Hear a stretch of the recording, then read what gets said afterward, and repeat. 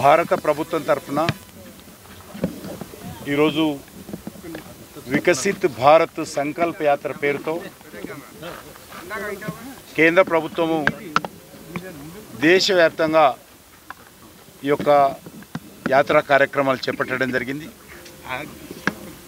మనకు స్వాతంత్రం వచ్చి 75 సంవత్సరాలు అయినా కూడా ఇంకా భారతదేశం అన్ని రంగాలలో అభివృద్ధి చెందలేదు. మరి వచ్చేటువంటి 25 సంవత్సరాలు అంటే దేశానికి స్వాతంత్రం వచ్చి 100 సంవత్సరాల పండుగ 2047లో ఏదైతే మనం జరుపుకోబోతున్నామో వచ్చేటువంటి 25 సంవత్సరాల లోపల భారతదేశం కూడా అన్ని రంగాలలో అభివృద్ధి చెందాలి.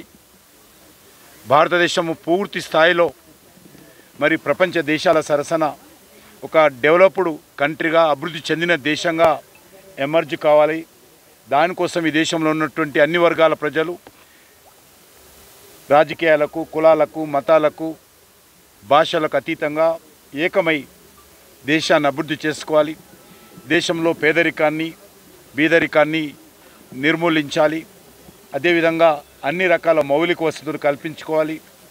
అన్ని వర్గాల ప్రజలకు విద్యా, వైద్య సౌకర్యాలు మెరుగుపరచాలి. దానికోసం అందరం కూడా మరి అంకితం కావాలనేదే ఈరోజు మన దేశ ప్రధానమంత్రి నరేంద్ర మోడీ గారి లక్ష్యం. వచ్చేటువంటి 25 సంవత్సరాలకు మనకు అమృత కాలం లాంటిది.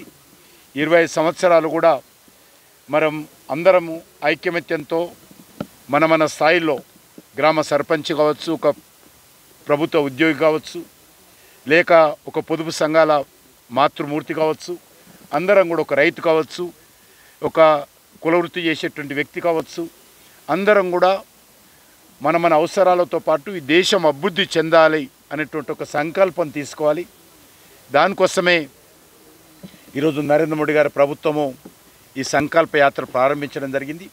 ఈరోజు ప్రారంభమైనటువంటి యాత్రలు సెప్టెంబర్ వచ్చే జనవరి ఏదైతే భారత గణతంత్ర దినోత్సవం ఉంటుందో గణతంత్ర దినోత్సవం రోజు అంటే జనవరి 26వ తేదీ వరకు కూడా యాత్రలు అన్ని గ్రామాల్లో కొనసాగుతాయి. ఒక్కొక్క యాత్ర సుమారు 160-170 యాత్రలు ప్రారంభమవుతాయి.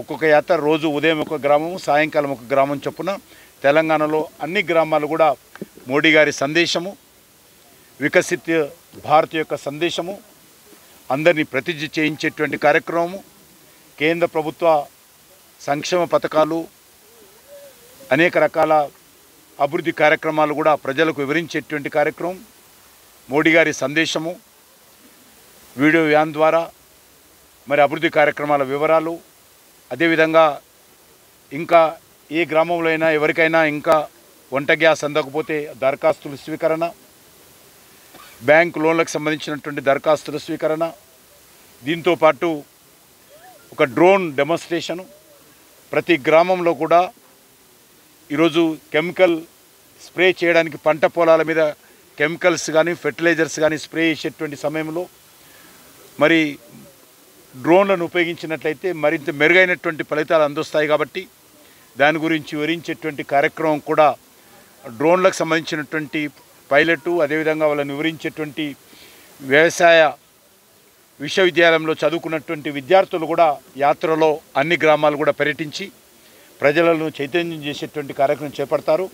కాబట్టి నేను తెలంగాణలో ఉన్నటువంటి అన్ని గ్రామాలకు సంబంధించినటువంటి ప్రజలను, ప్రత్యేకంగా గ్రామ సర్పంచులను, వార్డు మెంబర్స్ను, మాజీ సర్పంచులను, మరి అదేవిధంగా ఎంపీటీసీ, జెడ్పీటీసీ సభ్యులను, ఆ గ్రామంలో ఉన్నటువంటి రైతులు, యువకులు, అదేవిధంగా పొదుపు సంఘాల మహిళలు, ప్రభుత్వ ఉద్యోగులు, టీచర్సు అందరూ కూడా యాత్రలో పాల్గొని మీ గ్రామానికి ఈ యొక్క యాత్ర వాహనం, మోడీ గ్యారంటీ వాహనం వచ్చినప్పుడు దాని స్వాగతం పలికి గ్రామంలో కేంద్ర ప్రభుత్వ పథకాలు తెలియజేసి దేశాన్ని అభివృద్ధి చెందిన దేశంగా మనము సైతము, నేను సైతము అనే విధంగా, మా గ్రామం సైతం అనే విధంగా అందరూ ప్రతిజ్ఞ తీసుకొని యాత్రను జయప్రదం చేయాల్సిందిగా, దేశ అభివృద్ధిలో ప్రతి ఒక్కరు కూడా భాగస్వాములు కావాల్సిందిగా అన్ని వర్గాల ప్రజలను కోరుతా ఉన్నాను.